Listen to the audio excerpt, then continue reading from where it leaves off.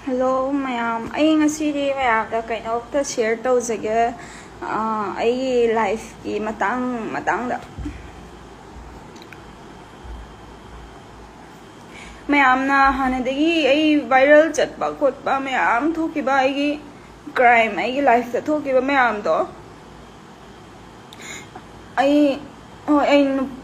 nupa ay nungsinaba nupa duga magni atopa nupa atopa ay kaino tawruba khotluba amta leite ay ganu ay hek nungsinajaba nupa gani maga ay chela matungda waroi po so pure adunga viral kamaina chakrino dusu ay mayam do asingbudo ngasi loi haidoge nahandagi aina zalaga mina ay ngon negative comments mayam Patana lana ubi bado ay ngasi loi singdok charage nahan ngay ay khangaga tumina leibadi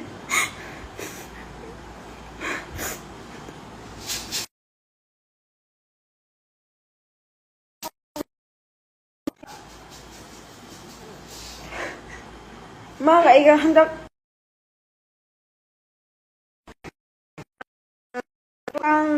22 da ibani chahi mari sudoi ba ado hoji jai jiri da ine seng bai di ai jiri da pokba machani jiri da lai ma na hengang da ine hengang makha lai kai da gi romario khoinai jam ko bane ado ibani je waroi phana am incident me am thoe viral kamaina chakrino du su ai sengdo jage ngasi numi sida hoi ibani laiminare aduga privacy gi photos video mangon de lei bado kamain tawraga thadokhrino du soi hai ge ngasi mana phone je langbadagi phone display yagi da badagi phone sembam da chatlaga phone sembam sidagi phone exchange tawbadagi phone do repair tawbada video je phone do yara kan da reset tora kan da video se yawrak padagi mina mathang share tawna gi bane dumain toraga adugi magi through dagi magi phone semu bagi adugi through dagi viral da chakhi bane po chai mayam na ngasi je loi aseng bodo haidok charage mina lana uba negative comments ne am pirak pai ngasi phawba lo laga ai khumde dum ignore toraga lei dong ngasi je loi haido ai na ngasi live tharai ba maram ji su ai haige ma je ngarang dang baw ba dai bani je wari sanari ba nungdang call pairaga dum wari sanari aduga last 2 days mana ai se Instagram dagi unfollow tawre je na kai maram gino nang nai unfollow tawre maram je na haire aduga mana ingon da hare khoi ma hoina yada baine chai baine ga matam khara ingna chikna leiji ko je aina phare ma thajaru bai hoi haire aduga adui matungda aina hojikta ai duty halak patangai duty hala kan sida inaw nupi jina che nang wari ta triboro manang nupa do nupi chele nupi to pa chele ne photo thagal le ne na hare ai rang kreba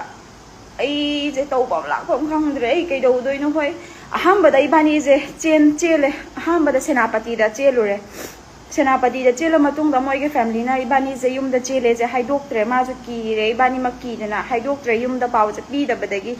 खबर दू अदामी ma'am ना दुमाया happy रखपदगी इबानी जे last सेनापति दसु इबानी जे फना कुइना लो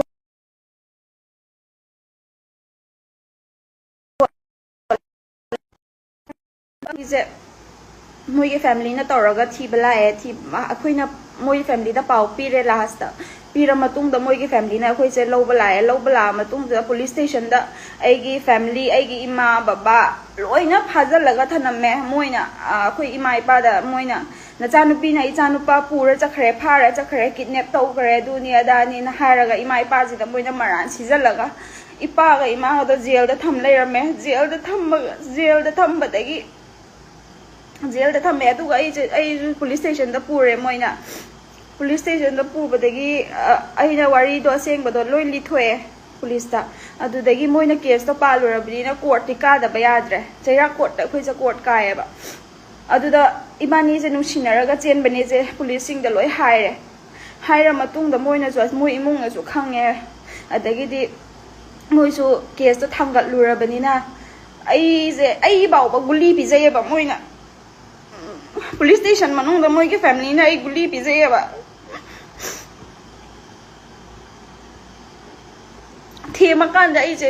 ꯒꯨꯂꯤ ꯄꯤꯖꯩ ꯅꯣꯏꯅꯤ ꯂꯨꯍꯣꯡꯕꯤꯗꯣꯏꯅꯤ ꯑꯗꯨ ꯀꯣꯔꯠꯇ ꯅꯣꯏ ꯑꯗꯨꯃꯥꯏꯅ ꯍꯥꯏꯌꯨ ꯀꯣꯔꯠꯇ ꯑꯁꯦꯡꯕ ꯍꯥꯏꯗꯣꯛꯀꯅꯨ ꯅꯣꯏꯅꯤ ꯂꯝ ꯀꯣꯏꯕ ꯆꯠꯄꯅꯤ ꯍꯥꯏꯌꯨ ꯅꯠꯇ꯭ꯔꯒꯗꯤ ꯅꯣꯏ ꯀꯩꯅꯣ ꯇꯧꯅꯤ ꯑꯩꯉꯣꯟꯗ ꯊ꯭ꯔꯤꯇꯦꯟ ꯇꯧꯋꯦꯕ ꯃꯣꯏꯅ ꯀꯤꯍꯜꯂꯦꯕ ꯅꯄꯥꯁꯨ ꯊꯕꯛ ꯅꯄꯥꯅ ꯊꯕꯛ ꯃꯆꯥ ꯑꯃ ꯇꯧꯔꯤꯁꯦ ꯁꯤꯁꯨ ꯇꯠꯀꯅꯤ ꯅꯄꯥꯁꯨ ꯖꯦꯜ ꯆꯪꯒꯅꯤ ꯑꯗꯨꯅꯤ ꯑꯗꯥꯅꯤ ꯍꯥꯏꯔꯒ ꯀꯤꯍꯜꯂꯀꯥꯟꯁꯤꯗ ꯑꯩꯅ ꯑꯁꯦꯡꯕꯗꯣ ꯂꯣꯠꯂꯒ ꯖꯁꯀꯤ ꯃꯃꯥꯡꯗ ꯏꯕꯥꯅꯤ ꯅꯨꯡꯁꯤꯅꯕ ꯅꯠꯇꯦ ꯐ꯭ꯔꯦꯟꯅꯤ ꯏꯃꯥ ꯏꯄꯥꯗ ꯂꯝ ꯀꯣꯏꯔꯨꯁꯦ ꯍꯥꯏꯔꯒ ꯍꯥꯏꯗꯣꯛꯇꯕꯤꯗ ꯏꯕꯥꯅꯤ ꯀꯣꯏꯔꯨꯕꯅꯦ ꯑꯗꯨꯅꯤ ꯑꯗꯥꯅꯤꯅ ꯍꯥꯏꯔ ꯃꯇꯨꯡꯁꯤꯗ ꯏꯕꯥꯅꯤꯁꯦ ꯃꯣꯏꯒꯤ ꯐꯦꯃꯤꯂꯤꯅ ꯑꯃꯨꯛ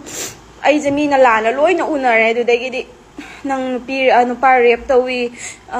ꯅꯨꯄꯥ ꯀꯤꯗꯅꯦꯞ ꯇꯧꯏ ꯑꯗꯨ ꯑꯗꯥ ꯂꯣꯏ ꯍꯥꯏꯔꯦ ꯑꯗꯨꯏ ꯃꯇꯨꯡꯗ ꯏꯕꯥꯅꯤꯁꯦ ꯑꯃꯨꯛ ꯆꯦꯜꯂꯦꯕ ꯆꯦꯜꯂ ꯃꯇꯨꯡꯁꯤꯗ ꯂꯩꯀꯥꯏ ꯃꯤ ꯇꯧꯔꯒ ꯏꯕꯥꯅꯤꯁꯦ ꯑꯩꯈꯣꯏꯒꯤ ꯅꯝꯕꯣꯜꯗ ꯏꯄꯥꯁꯦ ꯅꯝꯕꯣꯜ ꯑꯩꯈꯣꯏ ꯕꯥꯁꯦ ꯅꯝꯕꯣꯜꯗꯩꯅꯦꯕ ꯅꯝꯕꯣꯜꯗꯒꯤ ꯇꯧꯔꯒ ꯀ꯭ꯂꯕꯀꯤ ꯃꯤꯅ ꯏꯕꯥꯅꯤꯁꯦ ꯆꯦꯟꯕ ꯅꯨꯃꯤꯠꯁꯤꯗ ꯐꯥꯔꯦꯕ ꯐꯥꯔꯀꯥꯟꯁꯤꯗ ꯀꯃꯥꯏꯅ ꯇꯧꯒꯦꯗ ꯋꯥꯔꯤ ꯑꯁꯦꯡꯕꯗꯣ ꯂꯩꯀꯥꯏ ꯃꯤꯗ ꯂꯣꯏ ꯂꯤꯊꯣꯛꯑꯦ ꯑꯩꯈꯣꯏꯁꯨ ꯁꯨꯃꯥꯏꯅ ꯇꯧ ꯏꯕꯥꯅꯤ ꯅꯨꯡꯁꯤꯅꯕꯅꯤ ꯈꯣꯠꯄꯅꯦꯅ ꯂꯤꯊꯣꯛꯑꯀꯥꯟꯁꯤꯗ ꯃꯣꯏꯒꯤ ꯐꯦꯃꯤꯂꯤꯁꯦ ꯂꯥꯛꯑꯦ ꯐꯦꯃꯤꯂꯤ ꯂꯥꯛꯑꯒ ꯑꯩꯕꯨ ꯐꯖꯅ ꯃꯌꯨꯝꯗ ꯄꯨꯕꯤꯔꯦ ꯃꯌꯨꯝꯗ ꯄꯨꯕꯤꯔ ꯃꯇꯨꯡꯁꯤꯗ ꯑꯩꯒ ꯅꯨꯄꯥꯁꯤ ꯐꯥꯎꯕꯗ ꯃꯣꯏꯅ ꯑꯩꯁꯦ ꯁꯛ ꯐꯥꯎ ꯎꯅꯍꯟꯗꯦꯕ ꯃꯣꯏ ꯌꯨꯝꯗ ꯇꯣꯉꯥꯟ ꯊꯝꯃꯦꯕ ꯑꯗꯨꯒ ꯑꯩ ꯌꯨꯝꯁꯦ ꯃꯣꯏꯅ ꯑꯩꯁꯦ ꯊꯤꯜꯂꯝꯗꯥꯏꯗꯒ ꯃꯃꯥꯅꯒ ꯃꯣꯏꯒꯤ ꯂꯥꯏꯅꯤꯡꯗꯧ ꯀꯥꯗꯨꯗ ꯂꯥꯏ ꯈꯨꯔꯨꯝꯃꯨ ꯂꯥꯛꯑꯣꯅ ꯀꯧꯁꯜꯂꯀꯥꯟꯁꯤꯗ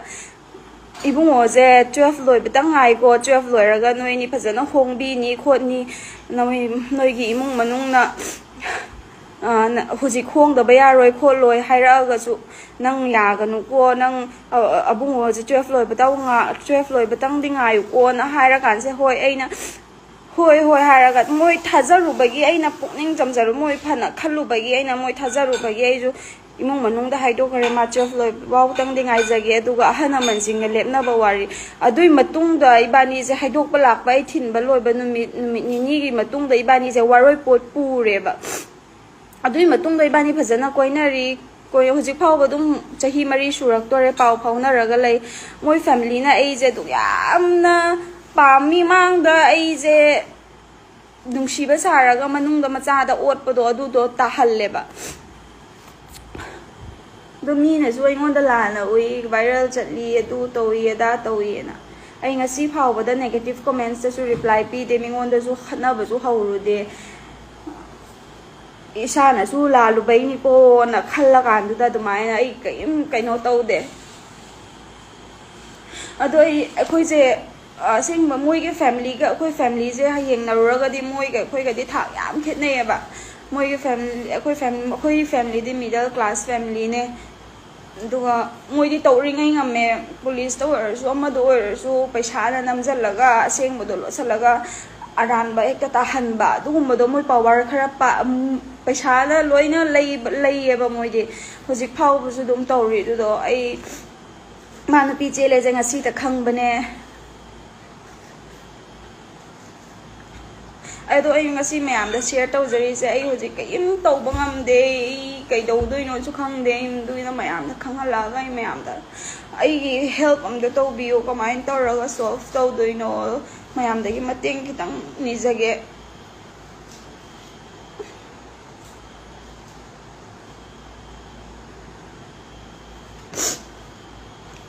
हम बदई बानी खंगनरिजे अइ माजे कनानो खोटपनोसु खंगदेबा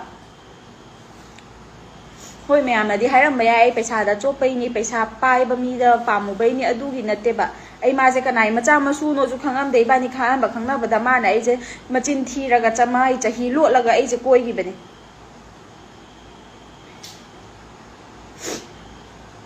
अदो इबानीगी वारी जे सुमाइन तो चाही मरी सुरक्तोरे वारोय पोट पुरे अइ वारोय पोट पुरबा नुपीने वारोय पोट ngasi खक्तने अइना खंगिजे मागा अइगा होजिग लम लापनरी अइ इम्फानदा लेरमी मतम खरा अइ थबक फंगबदगी जिरीदा लागा थबक तौ जॉइन तौबने अदुगा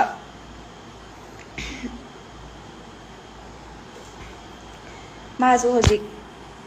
इम्फालदा लैये पाव फाउनरी दम फजना हाना अदो ngरang बावबदा फाउनरी माना अइंगोंदा नुपी चेले खोलेजु हायरक्ते अदुम अइंगोंदा थेमगा अदुम थम्मी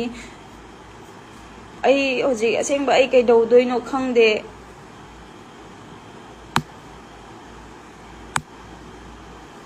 मोइना आइगी लाइफ से पूरा मांगहल्ले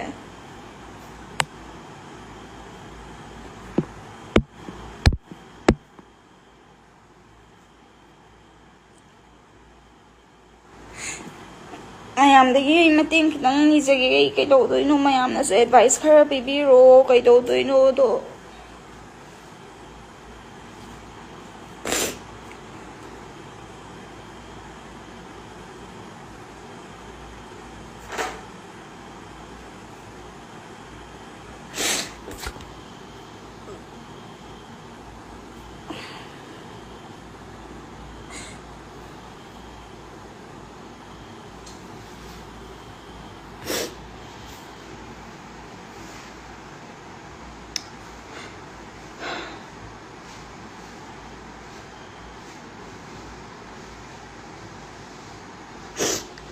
ꯃꯌꯥꯝꯗ ꯑꯩ ꯍꯦꯜꯞ ꯑꯝꯇ ꯅꯤꯖꯒꯦ ꯑꯩ ꯍꯧꯖꯤꯛ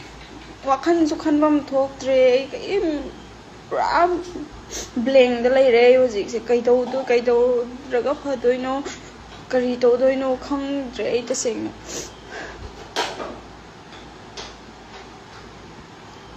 ꯃꯣꯏꯅ ꯑꯩꯕꯨ ꯍꯥꯠꯀꯦ ꯅꯣꯡꯃꯩꯅ ꯀꯥꯞꯀꯦꯐꯥꯎ ꯇꯧꯔꯕꯅꯦ ꯃꯣꯏ ꯏꯃꯨꯡꯅ ꯑꯗꯨꯁꯨ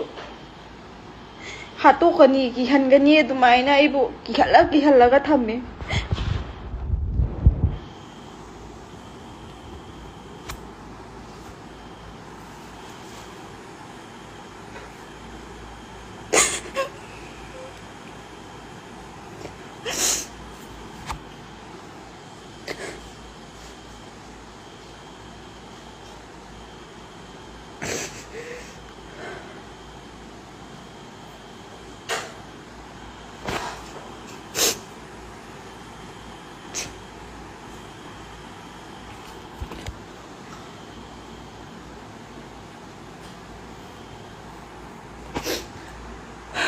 ꯑꯩ ꯍꯧꯖꯤꯛ ꯃꯌꯥꯝꯅꯁꯨ ꯃꯇꯦꯡ ꯈꯤꯇꯪ ꯄꯥꯡꯕꯤꯔꯣ ꯑꯩ ꯍꯧꯖꯤꯛ ꯀꯔꯤ ꯇꯧꯔꯒ ꯐꯗꯣꯏꯅꯣ ꯈꯣꯠꯇꯣꯏꯅꯣ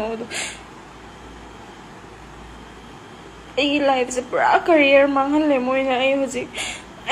ꯃꯥꯅ ꯑꯩꯒꯤꯗꯃꯛ ꯂꯦꯞꯄꯤꯕꯅꯤꯀꯣ ꯚꯥꯏꯔꯦꯜ ꯐꯅꯌꯥꯝ ꯆꯠꯂꯨꯔꯒꯁꯨ ꯑꯩ ꯐꯅꯌꯥꯝ ꯃꯤꯅ ꯐꯠꯇꯅ ꯎꯔꯒꯁꯨ ꯃꯥꯅ ꯑꯩꯒꯤꯗꯃꯛꯇ ꯂꯦꯞꯄꯤꯔꯤꯀꯣꯅ ꯈꯜꯂꯒ ꯉꯁꯤ ꯐꯥꯎꯕꯗ ꯑꯩ ꯃꯤꯅ ꯏꯀꯥꯏ ꯈꯪꯗꯕꯤꯅꯤ ꯑꯗꯨꯅꯤ ꯑꯗꯥꯅꯤ ꯍꯥꯏꯔꯁꯨ ꯑꯩꯅ ꯃꯥ ꯅꯨꯡꯁꯤꯔꯨꯕꯩ ꯑꯩ ꯃꯥꯅ ꯑꯩꯒꯤꯗꯃꯛꯇ ꯏꯆꯥꯎ ꯆꯥꯎꯅ ꯂꯦꯞꯂꯤꯀꯣꯅ ꯈꯜꯂꯒ ꯋꯥꯈꯜꯁꯦ ꯂꯩꯊꯣꯛꯄꯅꯦꯕ ꯃꯤꯅ ꯉꯥꯡꯅꯤꯡꯕ ꯉꯥꯡꯖꯁꯅꯨ ꯍꯥꯏꯅꯤꯡꯕ ꯍꯥꯏꯖꯁꯅꯨ ꯑꯗꯨꯅ ꯃꯌꯥꯝꯅꯁꯨ ꯉꯥꯡꯉꯤꯗꯣ ꯑꯩ ꯀꯩꯁꯨ ꯁꯥꯎꯕ ꯂꯩꯇꯦ ꯑꯁꯦꯡꯕ ꯋꯥꯗꯣ ꯋꯥꯔꯤꯗꯣ ꯈꯪꯗꯕꯒꯤ ꯉꯥꯡꯕꯅꯦ ꯑꯗꯨꯅ ꯑꯩ ꯅꯣꯡꯃꯗ ꯅꯦꯒꯦꯇꯤꯚ ꯀꯃꯦꯟꯠꯁ ꯑꯣꯏꯒꯦꯔꯥ ꯃꯦꯁꯦꯖ ꯔꯤꯀ꯭ꯋꯦꯁ ꯃꯦꯁꯦꯖ ꯑꯣꯏꯒꯦꯔꯥ ꯑꯩ ꯅꯣꯡꯃꯗ ꯔꯤꯄ꯭ꯂꯥꯏ ꯍꯜꯂꯒ ꯄꯤꯗꯦ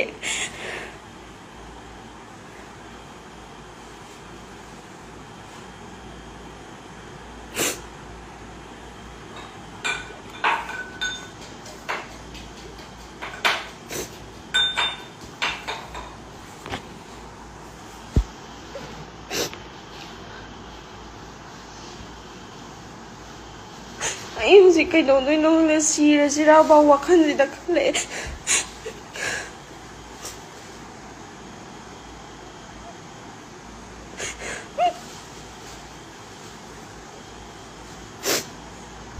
ꯃꯌꯥꯝ ꯑꯩꯒꯤ ꯃꯇꯦꯡ ꯑꯝꯇ ꯄꯥꯡꯕꯤꯌꯨ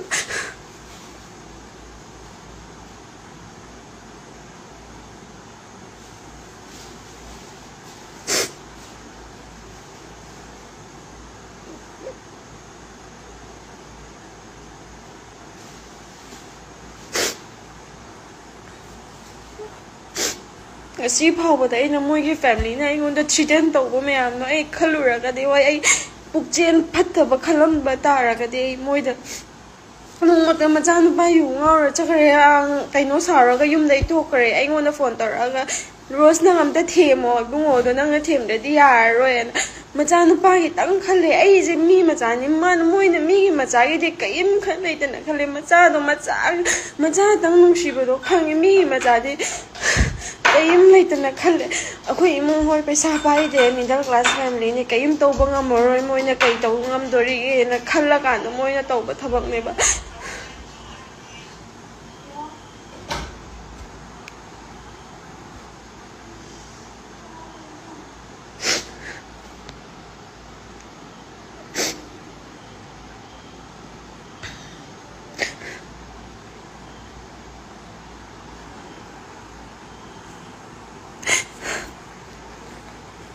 ꯃꯌꯥꯝ ꯑꯩꯒꯤ ꯃꯇꯦꯡ ꯑꯝꯇ ꯄꯥꯡꯕꯤꯌꯨ ꯑꯩ ꯍꯧꯖꯤꯛ ꯇꯧꯐꯝ ꯈꯪꯗ꯭ꯔꯦ ꯇꯁꯦꯡꯅ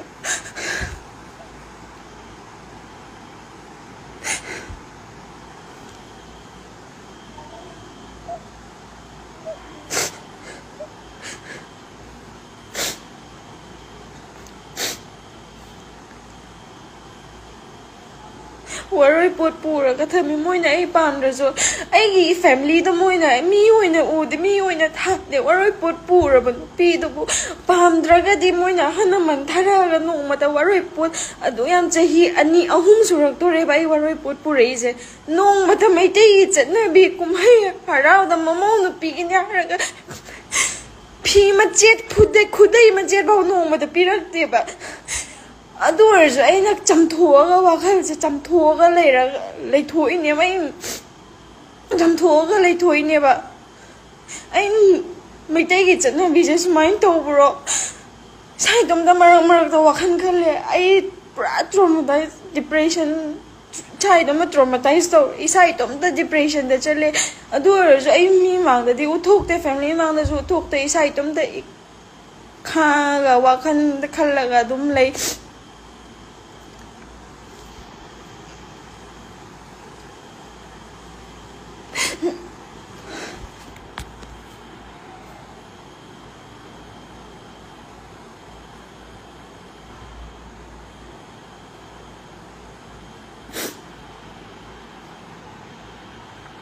ꯃꯌꯥꯝ ꯑꯩꯒꯤ ꯃꯇꯦꯡ ꯑꯝꯇ ꯄꯥꯡꯕꯤꯌꯨ ꯑꯩ ꯍꯧꯖꯤꯛ ꯀꯩꯗꯧꯗꯣꯏꯅꯣ ꯈꯪꯗꯦ ꯄꯨꯂꯤꯁꯇ ꯇꯥꯟꯅꯔꯨꯔꯦ ꯃꯣꯏꯒꯤ ꯃꯤꯆꯪꯗ ꯑꯗꯨꯝ ꯆꯪꯈꯤꯅꯤ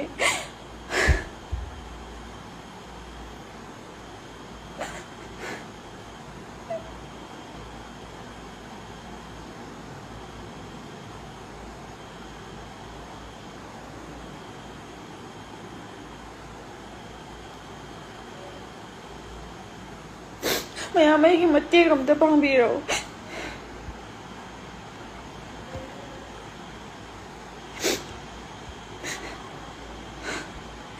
ꯑꯩ ꯂꯥꯏꯐꯁꯦ ꯁ꯭ꯋꯥꯏꯗ ꯂꯣꯏꯁꯤꯟꯖꯔꯒꯦ